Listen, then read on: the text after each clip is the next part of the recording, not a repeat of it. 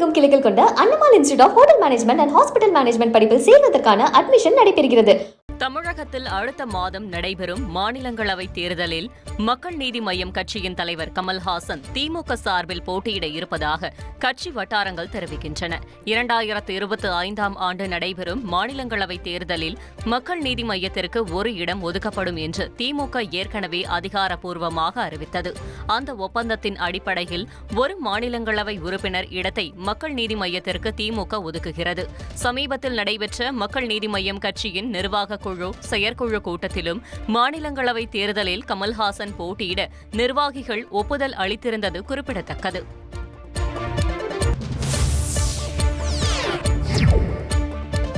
அடுத்த மாதம் நடைபெறும் மாநிலங்களவை எம்பி தேர்தலில் மதிமுக பொதுச் செயலாளர் வைகோ, பாமக தலைவர் அன்புமணி ராமதாஸ் மீண்டும் எம்பி ஆவார்களா என கேள்வி எழுந்துள்ளது.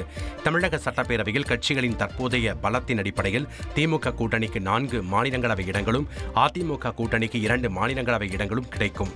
இதில் வைகோவுக்கு மீண்டும் மாநிலங்களவை எம்பி பதவியை திமுக வழங்குமா, தேமுதிகவுக்கு ஒரு எம்பி பதவியை அதிமுக வழங்குமா, அல்லது அன்புமணி ராமதாஸ் மீண்டும் எம்பி ஆவதற்கு அதிமுக ஆதரவளிக்குமா என பல்வேறு கேள்விகள் எழுந்துள்ளன.